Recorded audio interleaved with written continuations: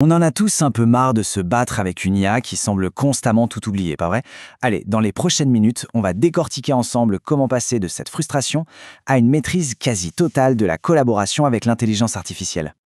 Si cette phrase résonne particulièrement, sachez que c'est tout sauf un cas isolé. C'est même un sentiment extrêmement répandu pour quiconque se lance dans des projets un peu complexes. On a vraiment cette impression que notre collaborateur IA a de sacrés problèmes de mémoire. En fait, ce n'est pas du tout un bug. C'est une limite fondamentale dans sa conception. Et la bonne nouvelle, c'est qu'une fois qu'on a compris cette limite, on peut la contourner complètement. Ça change vraiment la donne. Bon, pour vraiment régler ce problème, il faut d'abord comprendre d'où il vient. Tout part de cette fameuse méthode de la conversation unique et sans fin. C'est ça, la source principale de nos frustrations. Alors pourquoi est-ce que l'IA semble oublier? Comme je le disais, ce n'est pas un bug, c'est plutôt une sorte de barrière technique invisible qui est directement liée à la façon dont l'IA traite l'information.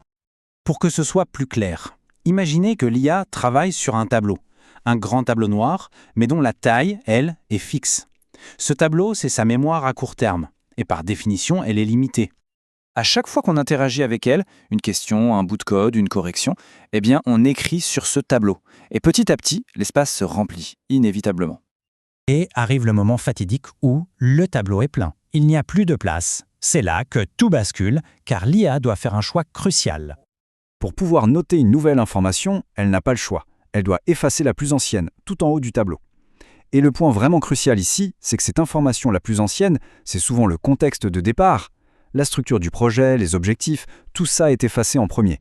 Ce fameux tableau noir, ça a un nom technique, c'est la fenêtre de contexte. Et c'est cette mémoire de travail limitée qui explique pourquoi le fait de se reposer sur une seule et longue conversation pour un projet complexe, eh bien c'est une stratégie qui est vouée à l'échec. Alors, quelle est la solution? C'est simple en fait, il faut donner à l'IA une mémoire externe, une mémoire permanente, un peu comme si on branchait un disque dur externe juste pour notre projet. Et là, quand on compare les deux approches, le contraste est saisissant. D'un côté, on a une mémoire volatile et un rôle où l'on passe son temps à tout répéter. De l'autre, une mémoire fiable, permanente, qui nous positionne en véritable architecte du projet. On passe d'un cycle super frustrant à un système vraiment puissant.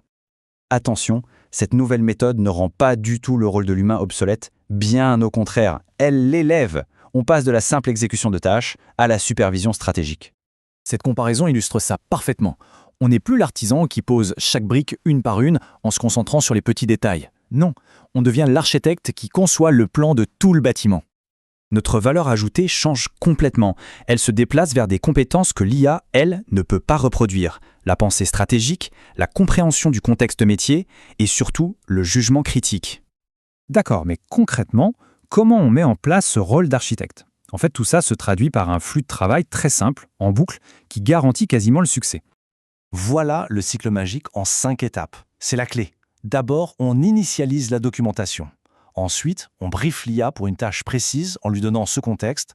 On exécute, on valide le résultat et surtout, on met à jour la documentation avec la solution qui fonctionne. C'est comme ça que l'intelligence du projet grandit dans un document fiable et pas dans un historique de conversation qui finit par s'effacer. Au final, ce qu'il faut vraiment retenir, c'est ça.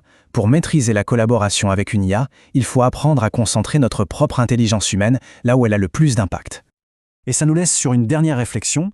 À mesure que l'IA devient de plus en plus performante pour l'exécution, le rôle de stratège, le rôle de l'humain, lui devient plus critique et plus précieux que jamais.